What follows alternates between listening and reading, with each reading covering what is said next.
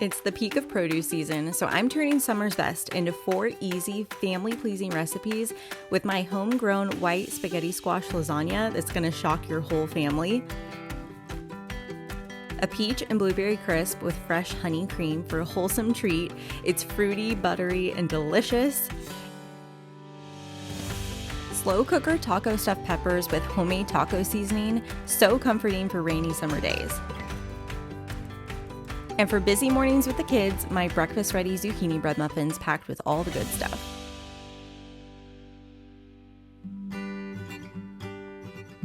Today I'm starting by making slow cooker taco stuffed peppers. It's gonna be kind of like a fun and easy twist on a classic, and I love it because today it's actually raining outside, so having my slow cooker going is something I love to do. I'm gonna start by taking a 16-ounce jar of just mild salsa. Use mild, medium, spicy, whatever your family likes. And I'm gonna take about 1.5 cups of this and put it in the bottom of my slow cooker to start with. This will kind of just be the bed of salsa that our peppers will go on. Put about 3/4 of the jar in the bottom, and then we're gonna save the rest to put in the filling and kind of add some flavor. I have a bunch of peppers here. Peppers are in the garden, they're at the store on sale, so we have tons of bell peppers right now. I have about 8 of them. You can use any different color you want. I have a variety. I'm just gonna cut the tops of the bell peppers off. That way I can take the seeds out and just run my knife around that inside core and just pull that out. Then you can just tap it on the cutting board and knock the rest of those seeds out. Then I'll just take that bell pepper and put it in the bed of salsa, just standing up. We're gonna save this top bit and we're gonna chop it up in a second, and we'll use that as part of the filling so nothing goes to waste, and we're kind of sneaking in extra vegetables in that filling. I'm gonna go ahead and chop off all of the tops of my bell peppers and get those into the slow cooker.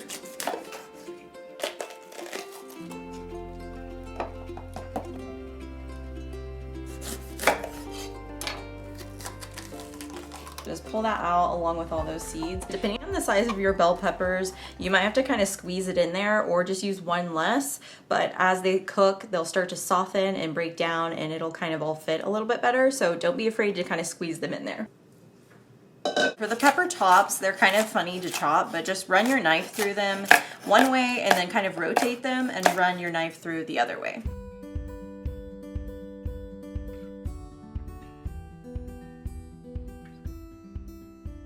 This is why I wanted to save those bell pepper tops, because it gives you basically the equivalent of a whole nother bell pepper to put inside the filling. So I'll just move that aside a little bit, and then I'm gonna grab an onion and dice that up too.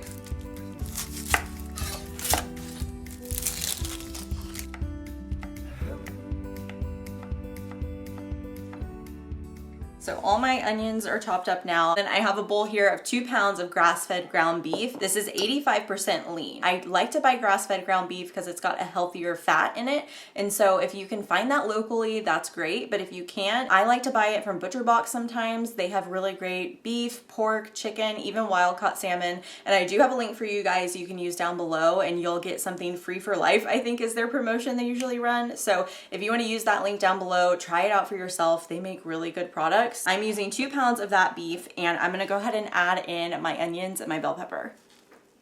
So we'll just add that all in here, and then we're gonna season the ground beef not only with that salsa from earlier, but we're also gonna make just a really quick taco seasoning, which you can either buy it from the grocery store or just throw it together with spices you already have. So I'm just gonna pour in the rest of that salsa.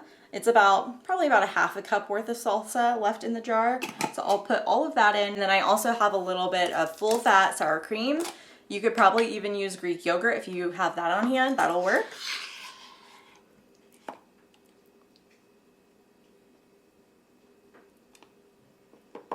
This will help add more moisture to the mix and make it kind of creamy and almost make a sauce between the salsa and the sour cream. It kind of makes its own sauce. So I'm gonna add that in. It adds a nice creaminess to it and makes it more filling and hearty. I'm also gonna crack in 2 eggs. This will help kind of bind everything together, almost like a meatloaf or a meatball. So just put in 2 eggs, and then I'm gonna go ahead and grab some spices and make my own homemade taco seasoning. I start by adding in 1 tablespoon of chili powder, then 1/2 tablespoon of ground cumin, a teaspoon of garlic powder, half a teaspoon of onion powder, a teaspoon of paprika, and about half a teaspoon of dried oregano.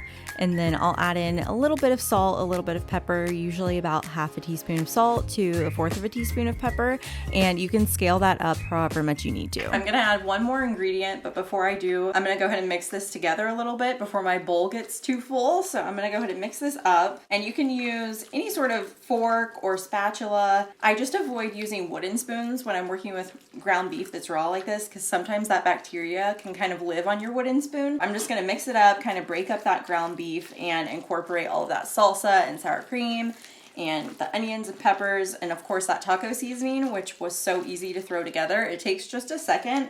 And I love making my own because anytime you're at the store buying a package of seasoning, it can have things like hidden ingredients, gluten, and just things that you don't need in there. So make it yourself. It's super economical too, which I love.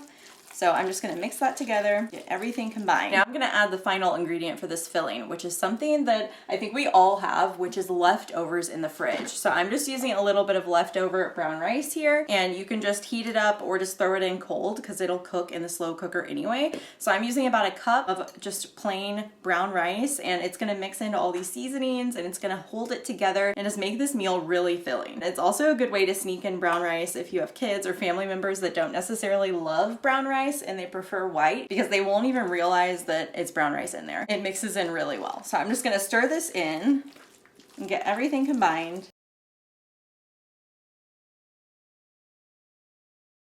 Everything here is just mixed together, and you want to be careful not to over mix ground beef because it can start to get tough. So we'll leave it just like that.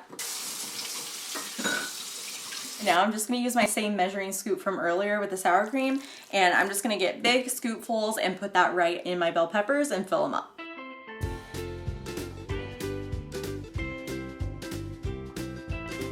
So now all my bell peppers are nice and stuffed all the way up to the top, and I'm going to put this in my slow cooker on low for 4 to 5 hours.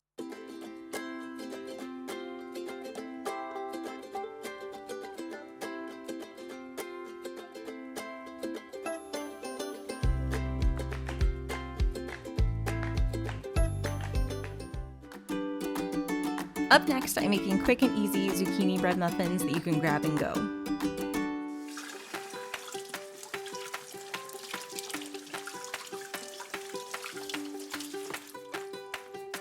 We have had a ton of zucchini coming out of the garden. We have regular green zucchini and this yellow zucchini, which I am obsessed with. I think it's so cool. So I've been looking for different ways to try to use it up. I'm making a classic zucchini bread muffin, but I'm making it a little bit healthier, and I'm adding in some mix-ins to make this heartier and perfect for breakfast. I'm calling these my breakfast ready zucchini bread muffins, and I know my kids are gonna go crazy for these. They go crazy for anything that comes in a muffin tin. This is the perfect time to throw in any sort of mix-ins you can think of, because they'll probably devour them just like my kids do. So to start, I've got 1 zucchini here. I'm using yellow, but you can definitely use regular zucchini for this. And I'm just gonna slice this end off.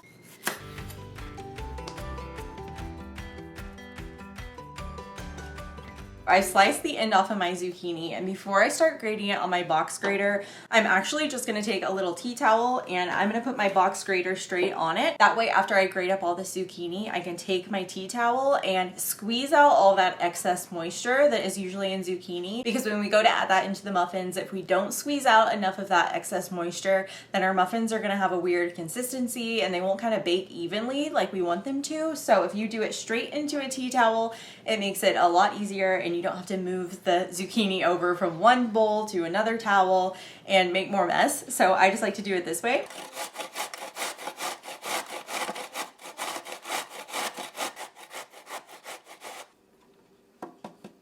Now I'm just gonna pull the sides of this towel up, and I'll do this over a bowl and just squeeze out as much moisture as I can. So I just like to take it and twist it until it's kind of sealed up, and then just start squeezing it and just twisting it to get the most water out as I can.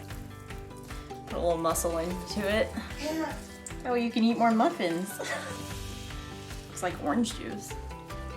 Yeah. However you can get that moisture out is just fine. So just get out what you can, just so there's not that excess moisture, but a little bit of moisture will still be okay. Okay, I think that's looking good, so I'm gonna set this aside. And I love how whenever you use the tea towel, it's just all kind of contained in there, so it makes it really easy to dump in later. So now the zucchini is ready, and I'm gonna go grab the rest of our ingredients.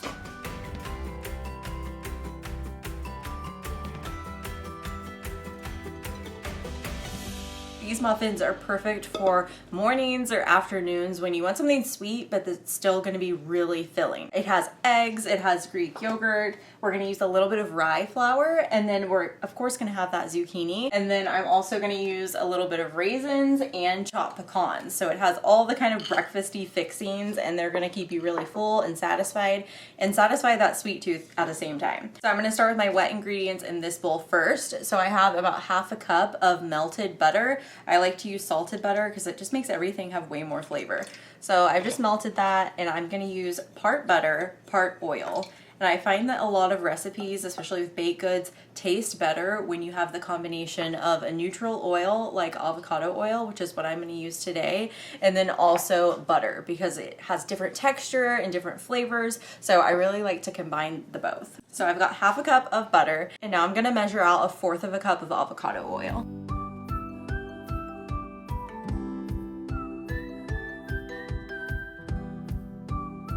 And then here in the South where I'm from, everything that we bake usually has sour cream in it. So I'm gonna kind of make a substitute for that and use some Greek yogurt or Icelandic yogurt, a really thick whole milk yogurt. We're just gonna use 1/4 cup of it, but it makes everything really rich and creamy, and it just adds like a good texture to the batter, and it also adds extra moisture to it. So I'm gonna add a little bit in here. That's a little bit more protein, so you're just adding more health benefits to it. But it really makes incredible batters. Anytime you have Greek yogurt or sour cream, I love to throw that in there. So we'll add that into the wet. I'll crack in 2 eggs.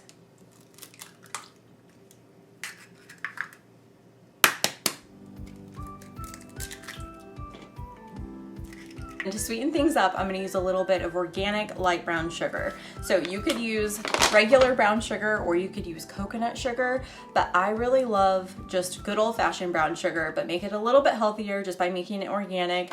And raw is even better if you can find it just in its natural state. Try and get that.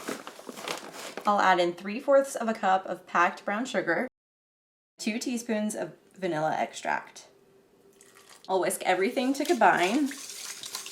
And you can see already it's really brown sugary looking and just smelling delicious. You can smell the vanilla, and then we're gonna add in all these spices, and it's gonna be amazing with that zucchini and just bring out the flavor of kind of like almost like a fall spiced bread, but a little bit lighter because it's not pumpkin, it's zucchini, but it still has those really warming flavors. I'm gonna go ahead and add in that shredded zucchini that we squeezed all the moisture out of. That's gonna be about 1 cup of zucchini. I'll just whisk in the zucchini into the wet mixture before we add our dry ingredients. And there's 2 different kind of bakers in the world. There's the kind that will get a separate bowl for their dry ingredients, and then there's me, and I'm gonna put them straight on top of these wet ingredients and give it kind of a shallow whisk, and then we'll mix it to combine. To start with, I have just plain, regular, all-purpose flour.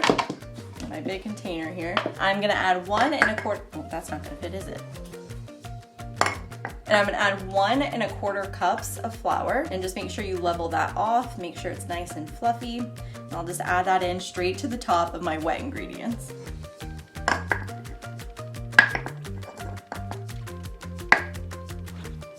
There we go. Then in this recipe, I'm actually gonna combine flours. So I'm gonna use my all-purpose flour as kind of like our base regular flour, but then I'm gonna add in a little bit of light rye flour. And light rye flour is really good in different kinds of baked goods like cookies and pancakes, different kind of breads and muffins. I love it because it has a little bit less gluten, but it has a really nice nutty and rich flavor, and then it has a nice texture that makes it nice and tender. I'm gonna use about half a cup of light rye flour, and you don't want to use dark rye flour like you would with pumpernickel. You want to make sure that it's nice and light in color. Next, I'll add in half a cup of rolled old-fashioned oats. Now I'll grab baking powder, baking soda, cinnamon, and cloves. I'm using 1 teaspoon of baking powder.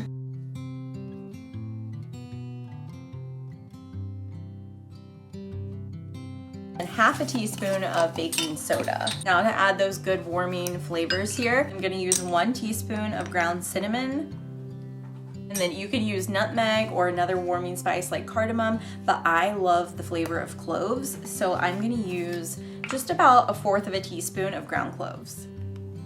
And that just really adds that warming flavor and kind of like the flavor you think of when you think zucchini bread. It just has a little bit of spice to it, which I really enjoy. I'm just gonna finish it off with a little pinch of salt. We don't need much because we already use salted butter, so just a little bit will help bring out the flavor of the zucchini. I'm gonna grab some of my pecans here. I'm gonna do about 1/4 cup of raw pecans. You could also use walnuts, and I'm just gonna give these a little bit of a chop, and then we'll add those in as one of our mix-ins. Anytime I'm chopping nuts, I love to use a serrated knife because that way the nuts don't fly all over the place. They kind of stay contained on your cutting board. So if you just use a serrated knife, it works really well. So just give those a nice chop until they're nice and bite-sized pieces. You don't want anything too big because it can tend to weigh down the batter of the muffins. Next, I'm gonna add in 1/3 cup of raisins. I love the sweetness and the chewy texture of raisins, but if you don't like that, you could just substitute it with chocolate chips. That would be a fantastic substitute, and my kids would enjoy that equally as well as raisins. So I'm gonna use raisins today, but you could definitely use chocolate. So now that I have all my dry ingredients in here, I'm gonna go ahead and grab my whisk and whisk these together on top just to get them lightly combined before I fold them into the wet ingredients. That way you don't have to dirty up another bowl. Anytime you're making muffins or quick bread, you want to make sure that you're gently folding to combine and you're not over whisking because you're going to end up with a really tough muffin. So if you want one that's nice and light and airy, just make sure you gently fold in just until that flour disappears. So now my flour is still kind of sitting there. I can see a little bit. So I'm going to go ahead and add in our mix-ins now, and we'll fold it in until it's just combined.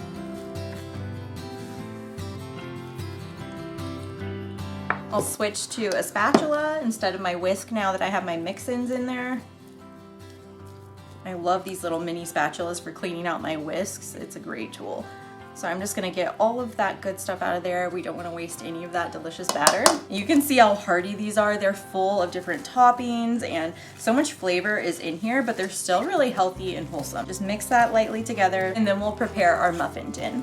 I just start out with unbleached parchment paper liners and give them a quick spray of avocado oil and they're good to go. I've lined a standard muffin tin with my unbleached parchment paper liners, and I just sprayed those liners with a little bit of avocado oil spray to keep our muffins from sticking. And now I'm just gonna get a big scoop of the batter. I'm using a big ice cream scoop. This is the best way to get the same amount in all of your muffin wells, and then we'll bake them off.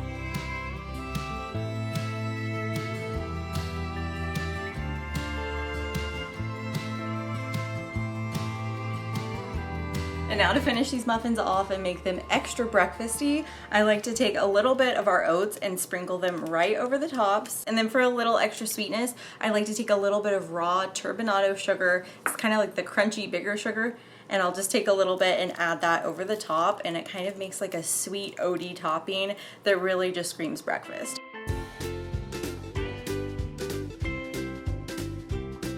I've preheated the oven to 375, and I'm gonna put these in for 18 to 20 minutes until they're nice and puffy and golden.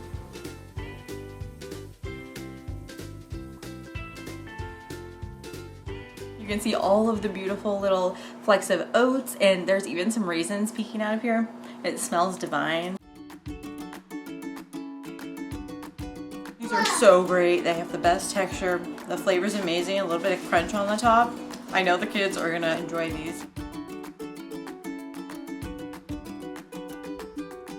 Up next, I'm grabbing a spaghetti squash from the garden to make creamy white spaghetti squash lasagna. The creamiest lasagna with added veggie goodness.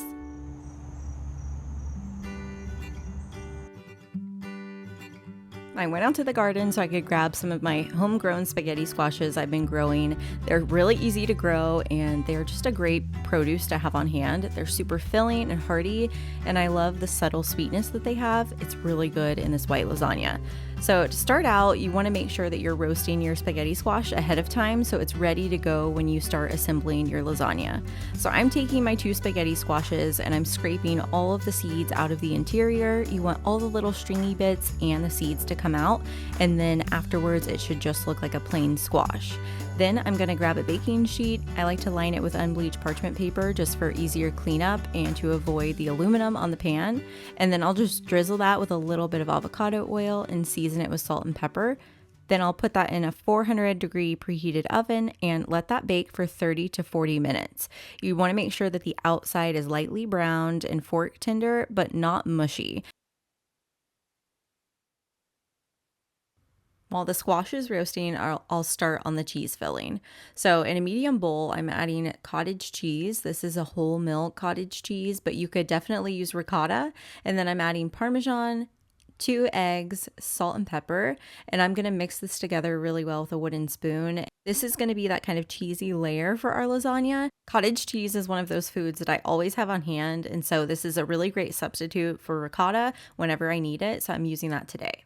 I just covered that with plastic wrap and put that in the fridge to chill. And now I'm going to get started on the ingredients for making the white sauce. So I'm taking an onion. You can use a sweet onion or a yellow onion. And I'm just going to finely dice that up. And we're going to put that in a large saucepan or skillet with a little bit of olive oil. And we're going to let that saute along with 1 pound of ground sausage. And while I'm here at the cutting board, I'm going to go ahead and take a few cloves of garlic, either 3 or 4 depending on the size, and I'll just give those a nice crush so that they're ready to go once I start making the sauce. So I'll add my onions and my pork to a skillet and get that cooking, and while that's cooking, I'll spray my lasagna pan with a little bit of avocado oil, and then I'm going to get out 5 ounces of baby spinach and measure out a couple cups of milk and a cup of cream. Now you can either use an Italian sausage or you could use just a regular plain pork sausage. Even a breakfast sausage will work here. And we're going to put that in the skillet and let that start softening and rendering down until those onions are nice and translucent and our pork is cooked all the way through. Once my sausage was cooked through and the spinach was nice and wilted, I removed that from my pan and I added in about 1/4 cup of butter. And then I'm going to add in a few tablespoons of all-purpose flour to make a roux, and this is going to thicken our sauce. And to flavor that sauce, I'm adding in 1.5 tablespoons of Italian seasoning along with a 1/2 teaspoon of garlic powder and plenty of salt and pepper. Then I'll just let that cook for a minute or two, and then I stirred in 2 cups of whole milk and 1 cup of heavy cream. And of course you can't have lasagna without tons of mozzarella cheese. So I'm using just an organic whole milk mozzarella cheese, and I grated it myself so that way it doesn't have any of those caking agents in it. And then I added that into my sauce and let that all come together and get nice and creamy.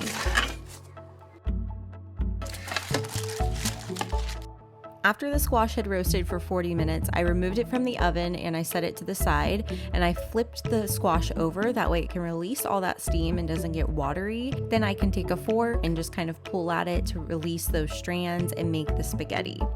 Then I added in all my sausage and my spinach back into my cream sauce and stirred it together. And now it's time to assemble the lasagna. If you're not familiar with layering a lasagna, let me walk you through exactly how to do it. So I just start by spreading about 1.5 cups of our sauce as the bed. Then I'm going to layer on a layer of the spaghetti squash. I put about half of it, and then I'll add half of our cheese mixture, the cottage cheese mixture, and then I'll top that with a big handful of mozzarella, and then I'll add more sauce, the other half of the spaghetti squash, the other half of the cheese mixture.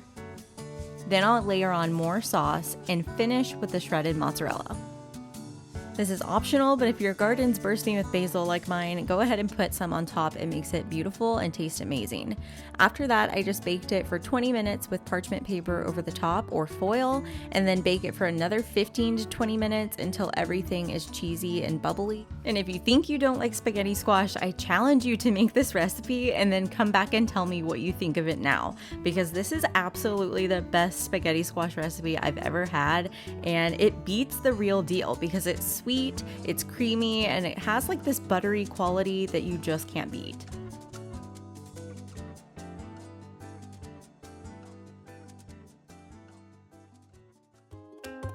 To end with something sweet, I'm making a fresh peach and blueberry crisp with ripe, fresh peaches that taste even sweeter with the addition of tart blueberries. To start on my delicious, fruity and buttery peach and blueberry crisp, I'm gathering some blueberries, some fresh ripe peaches, and then I have an 8x8 baking dish that I'm just going to butter with a little bit of salted butter. I love the flavor it gives on the edges. It makes for a great crust. And then I'm going to start by making the crumble topping. We'll start by adding 3/4 of a cup of all-purpose flour to a mixing bowl, along with a half a cup of old old-fashioned oats. And I'm going to add that in along with a little bit of sugar. You can either use coconut sugar or dark brown sugar. And we're just going to need about 1/3 of a cup of that to sweeten this topping up. Then I'll add in 1 teaspoon of ground cinnamon and 5 tablespoons of melted butter. I like to use salted again because it just adds amazing flavor. And then I'll stir everything to combine until it almost turns into like a cookie dough. And you're going to be really tempted to just stop here and make cookies with this batter, but I promise you it makes a delicious crisp topping. So mix that all together and set that aside, and we'll start on the filling.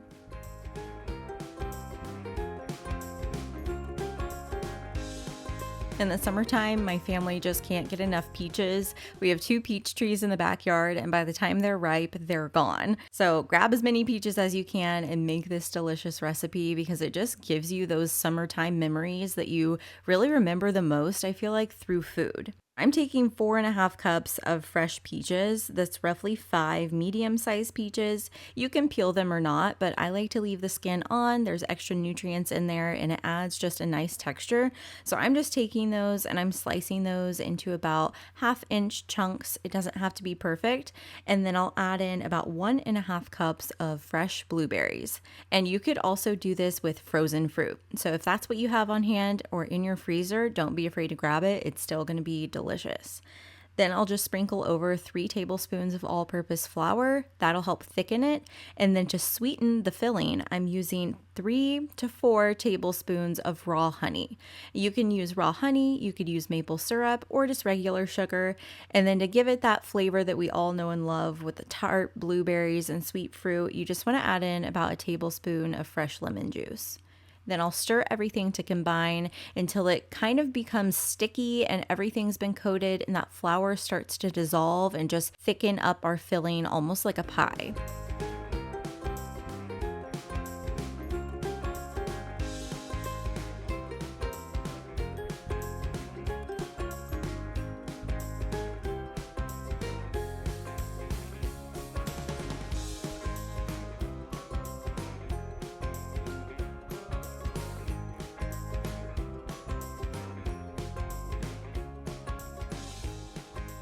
Once everything's all combined, I'll just place that into my greased casserole dish and I'll kind of press down a little bit so that all the peaches and blueberries are evenly distributed and they're all kind of nestled in there nice and tight. That's what creates a really good kind of steam and starts to break down those berries and fruit. So I'll do that and then I'll top it with that crumble and I just cover it all the way to the edges. You want it nice and even across the whole dish. And then I have my oven preheated to 350 degrees. And I like to bake my crisps for about 40 to 50 minutes. I really like that fruit to break down and get nice and soft and jammy. And after about 20 to 30 minutes, if it starts getting a little bit too brown, you can just place a sheet of parchment paper right over the top, and then it should be good to go until it's ready to eat. In the meantime, while that bakes, I'm gonna get started on a really easy homemade whipped cream that's sweetened with honey. So in my bowl, I didn't even measure, I just put a bunch of heavy cream in there. It doesn't need to be heavy whipping cream, it can just be regular heavy cream that's been nice and chilled. You wanna make sure that it's super cold. You can even place your beaters and bowl in the fridge or freezer for a second to make it extra cold. So I'll just start by whipping that on high speed for a second. Then I add in a little dash of vanilla extract. That's optional, but it gives it really good flavor. And then a little bit of raw honey, or you could use maple syrup, whichever. And I think that that kind of has flavor that goes really well with the crisp compared to just regular powdered sugar. So I'll whip that until it forms nice soft peaks, and it's gonna be beautiful for topping our crisp with.